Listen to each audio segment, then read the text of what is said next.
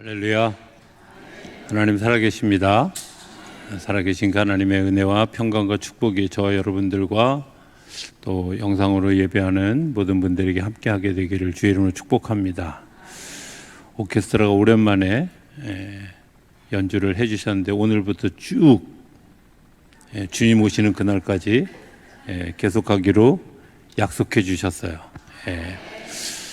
그러면서 어제 오늘 계속 엄살은 산으로 가면 어떡하냐고, 걱정하지 말라고, 내가 산을 향하여 눈을 들리라, 주의 도움이 어디서 올까. 또 우리 아동부 오늘 찬양하는데 보면 아동부 율동 찬양의 늘 특징이 뭐냐면 저 앞에서 율동해주고 있는 선생님 쳐다보잖아요. 그죠? 그래서 제가 바라보면서 그런 생각을 했어요. 우리가 결국 주님만 바라보는 거다. 그죠? 나를 인도하는 그분을 바라보는 거다. 오늘 또 찬양대도 우리가 원하는 교회가 아니라 하나님이 원하시는 교회, 하나님이 이끄시는 교회, 아마 이렇게 다 통하는 그런 그 귀한 일들이 우리 가운데 일어나고 또 그것들 때문에 하나님께서 주시는 또 다른 도약의 기회가 되는 이번 우리 창립 기념주일 예배가 되어주는 줄로 믿습니다. 우리가 이제 보통 생일을 당하면 생일 축하 노래를 부르잖아요. 그죠? 다 아는, 어쩌면 모든 사람이 다 아는 노래입니다. 하도 어려들어서. 그런데 이제 그 노래 중에 변주곡이 있어요. 좀 다른 곡. 왜 태어났니? 이렇게 물어보는 곡이. 그죠? 못 들어보셨어요? 왜 태어났니? 왜 태어났니? 이 험한 세상에 왜 태어났니? 어떤 사람들은 이렇게 얘기하는 사람들이 있어요. 그 흑인들이 자기들이 살아갔던 삶의 일들 너무 억울해서 그들이 그렇게 개사해서 불렀다 이렇게 이야기하는 분들이 있어요. 아니요, 그렇지 않아요. 사실은 우리가 왜 태어났는지를 잃어버리면 방향성을 잃어버리게 되잖아요. 내가 길을 잃었더라도 북극성을 바라보고 때로는 나침반을 바라보고 내 방향을 다시 정하면 길을 잃어버리지 않지만 그 길을 잃어버린 일들을 방치하고 그냥 가면 결국 돌아올 수 없는 곳에 서게 된다는 겁니다. 우리가 창립기념주일을 맞아서 늘 예배하는 가장 커다란 이유는 우리 안에 하나님께서 어디로 인도하고 계시는지 또 어떻게 이끌고 가는지 그리고 어떻게 우리를 이끌어 오셨는지를 바라보며 하나님께서 이끌어 가실 그 귀한 일들을 기대하는 것, 그게 저는 창립기념주일에 우리가 예배해야 될, 그리고 하나님이 우리에게 들려주시는 메시지다 이렇게 믿습니다. 또 재밌는 것은 일맥상통했던 여러 가지 이유가 이제 금요일 날 장광현 감독님 추도 예배를 드리는데 조경렬 목사님이 설교하시면서 길에 관한 이야기를 하면서 만나는 사람이 길이다라는 표현을 해주셨어요.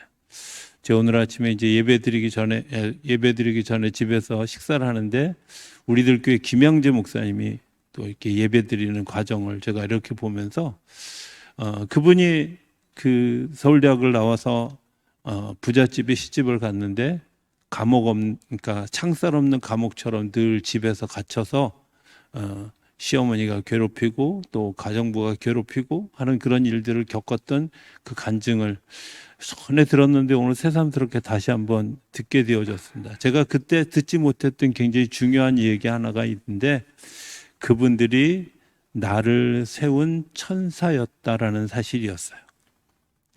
저는 이곳에 온 분들이 물론 이 까치마을에 살았던 분들도 있지만 어쩌면 우리 성도님들 중에 굉장히 많은 부분들은 이곳저곳에서 서로 다른 곳에서 모여서 만난 처음 대한 사람들, 그런데 그 처음 대한 사람들이 서로 모여져서 교회가 세워졌다는, 교회 이름이 작전동교회가.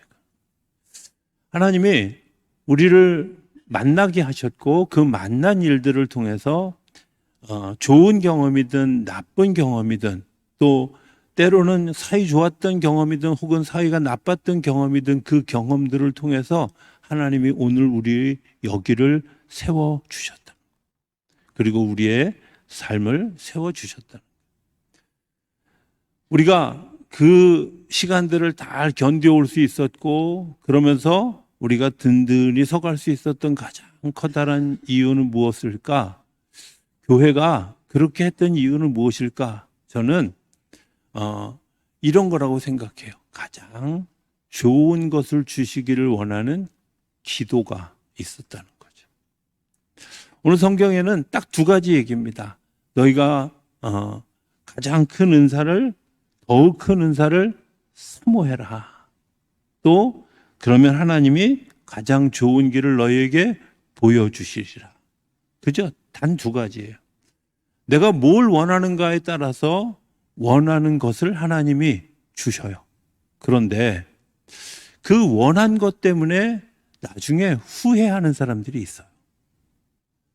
많은 사람들이 내가 정말 그 선한 것, 귀한 것, 가장 크고 놀라운 것을 구한 사람들은 그것 때문에 누리는 큰 기쁨이 있는 반면에, 어떤 사람들은 내가 원했는데, 그 원한 것을 내가 받았는데 그것 때문에 내 삶이 좌절되어지고, 그리고 내 삶에 정말 이루 말할 수 없는 그런 후회로 가득 채워지는 사람들이 있어요. 제가 사석에서 몇 번 얘기를 드렸는데, 저희 동네에 주택복권 1등에 당첨됐던 분이 3분이었어요. 그 3분 중에 2분이, 한 분은 감옥에 가고 한 분은 자살했어요. 그분들이 그 주택복권을 사면서 얼마나 기도했겠어요. 당첨되게 해주세요. 그것도 2등도 아니고 1등에 어마어마한 축복을 받았는데 3년 만에 2분이, 한 분은 감옥에 가고 한 분은 자살하게 돼요. 그들이 그런 상황을 겪으면서 그때도 하나님 주택복권 당첨되게 해주세요라는 기도가 그들에게 유효할까? 이렇게 생각해 보면 그거 구했던 거 후회할지도 모른다, 이런 생각을 하게 돼요. 가끔은 권력을 탐하는 사람들이 있죠. 그 권력을 탐하는 사람들, 그리고 그 일들을 통해서 자기의 영화를 누렸던 수많은 사람들, 그 수많은 사람들이 정말 그 권력의 권좌에 오르고 그 권좌에 올라섰을 때 정말 내가 행복하다, 하나님이 나에게 주신 것이 감사하다 그랬을까? 아니면 모 대통령처럼 대통령 못 해먹겠다 이런 생각을 할까? 오늘 우리에게 주님께서 가르쳐 주시는 가장 좋은 것이 뭘까? 주님이 오늘 우리에게 요청하는 게, 너희가 사모할 일이 하나 있는데 그게 뭐냐? 지금도 후회하지 않고, 시간이 지나도 후회하지 않고, 열매를 맺어도 후회하지 않을 아주 큰 은사를 하나님이 이미 준비하고 계신데, 내가 너희에게 줄 것들을 준비하고 계신데 너희가 후회하지 않을 그것을 사모하라는 거예요. 후회하지 않을 그것. 살면서 시간이 지나면 내가 후회해. 아니요. 하나님이 어떤 방법을 통해서든 우리의 기도를 들어주시는데, 그 기도를 통해서, 그 만남을 통해서 하나님이 우리에게 가장 귀한 것을 주시려고 준비하고 계시다는 거예요. 그래서 오늘 창립기념주일을 맞으면서 그런 기도가 우리 안에 있어서, 하나님, 내가 가장 좋은 것을 구할 수 있는 지혜를 허락해 주시기를 원합니다. 솔로몬은 하나님께 구한 것, 특별한 것을 구한 것 때문에 복을 누렸어요. 뭐예요? 듣는 마음, 지혜를 주십시오, 그랬던 거예요. 그래서 솔로몬 하면 지혜, 이게 솔로몬의 대명사가 됐잖아요. 그가 그것 때문에 재물에도 복을 받고 권력에도 복을 받고 힘을 받고 얻는 복을 누렸어요. 하나님이 거기에 주석을 하나 달았어요. 네가 권력을 달라 하지 않고 돈을 달라 하지 않고 지혜를 달라고 했기에 내가 보너스로 얹어주시겠다. 내가 정말 구해야 될 것, 그 구한 것 때문에 하나님께서 보너스로 더해 주실 것이 뭐다? 이 성경 뒤에 고린도전서 13장이 나오는데, 우리가 잘 아는 것처럼 고린도전서 13장은 사랑장입니다.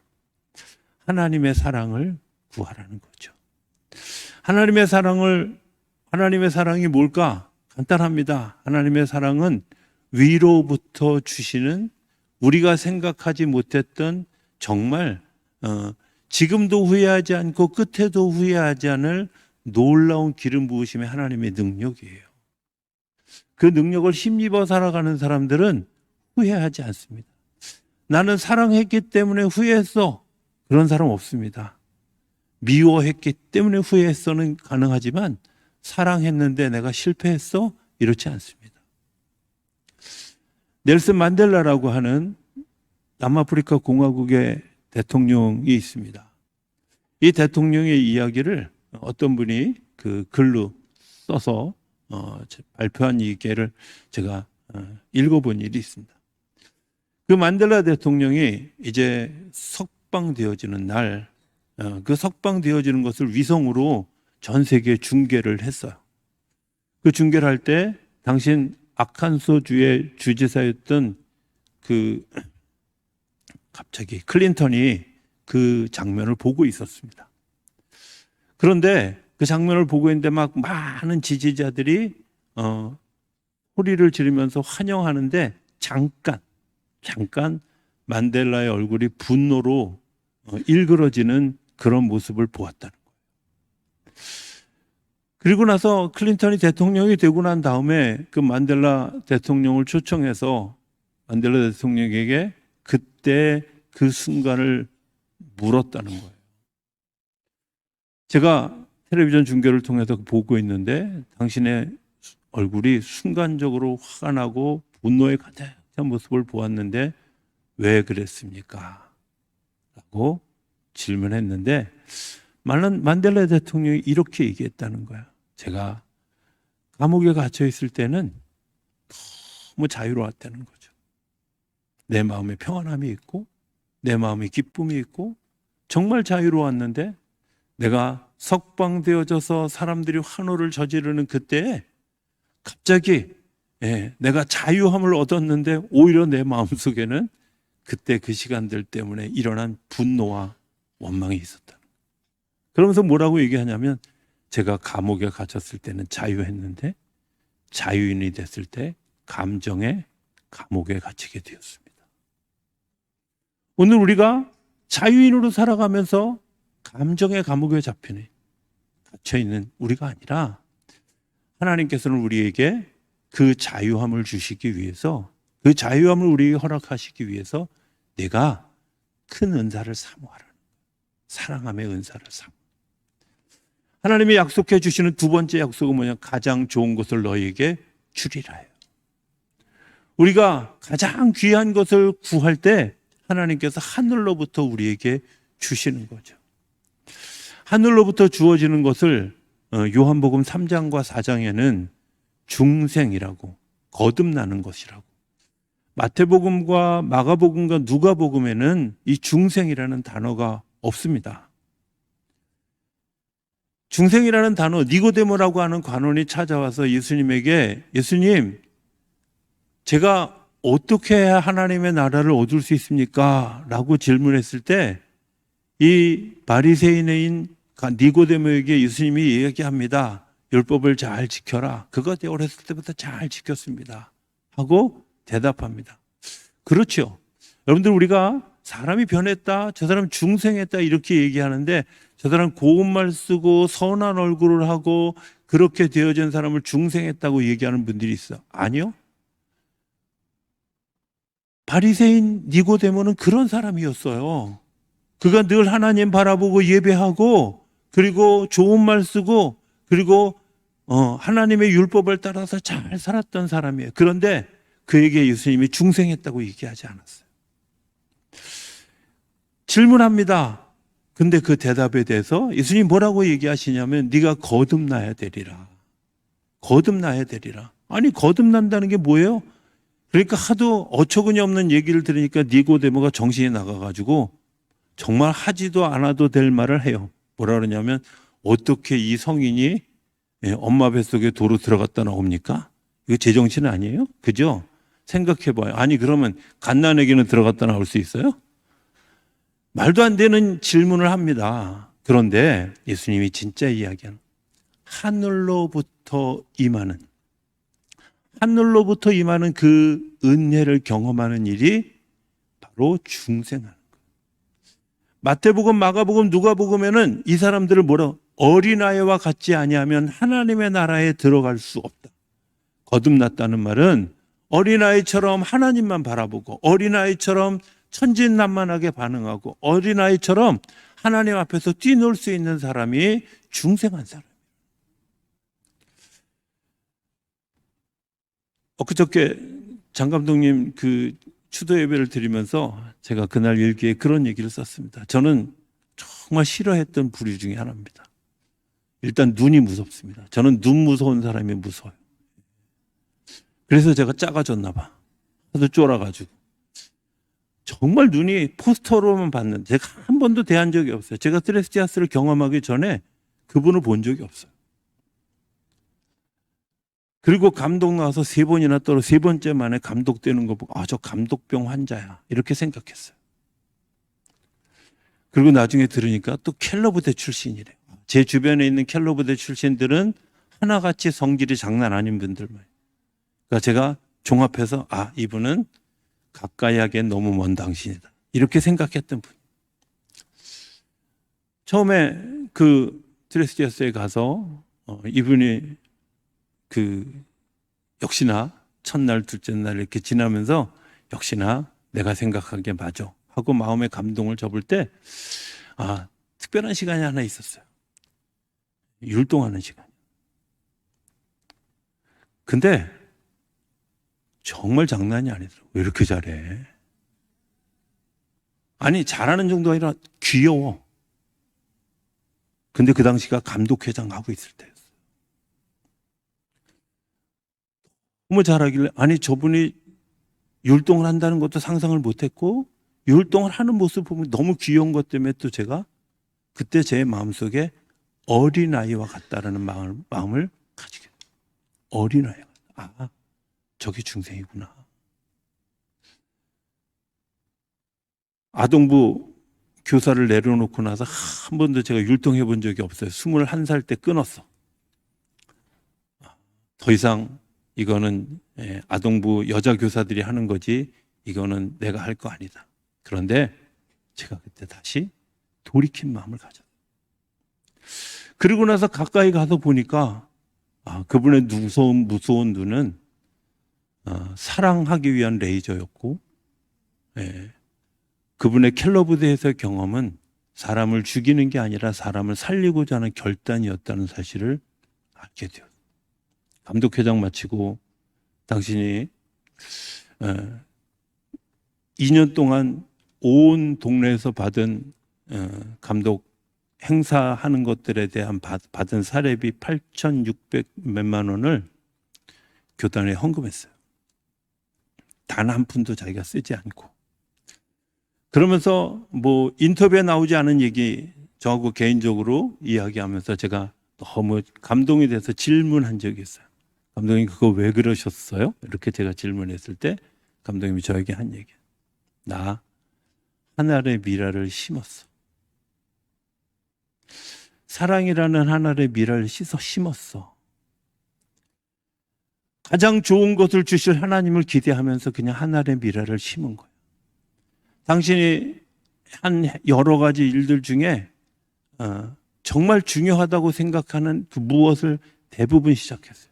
교회도 개척했고 드레스티아스 운동도 시작하셨고 그리고 그 걸음들을 다 걸어왔던 발자취 역사의 그 아펜젤로 다시 발견하게 하는 일들 여러 일들을 잠깐 시작했어요. 아무도 박수치지 않았고 핍박만 했어요. 이해 못하는 사람들이 대부분이었어요. 그런데 그렇게 생각해 보니까 그게 사모함이었고 하나님께서 가장 좋은 곳으로 열매 맺게 하시는 일들이 지금도 진행되어져 가고 있다고 믿습니다. 저는 우리 교회가 그런 거 아니에요. 여기 아무것도 별로 비전 없어요. 여기에 교회를 개척했다가 여기 비전 없어 그리고 딴 동네로 이사 간 분들이 제가 들은 사람만 3사람. 근데 그 동네에서 47년을 교회가 버티면서 그 꿈을 지금도 심고 있다. 뭐 사랑이라고 하는 주제를 가지고 심고 있다. 저는 오늘 우리에게 하나님이 주신 그 사랑이라고 하는 은사, 이곳에서 하나님을 만나는 그런 그 만남의 시간, 그리고 그것 때문에 중생한 사람들이 이제 그 사랑의 열매를 48년, 50년, 60년, 70년, 100년 지나가면서 이곳에서 하나님의 사랑의 열매들이 맺혀지게 하실 줄로 믿습니다. 요한복음 4장에 보면 중생한 사람의 대표적인 사람 실제를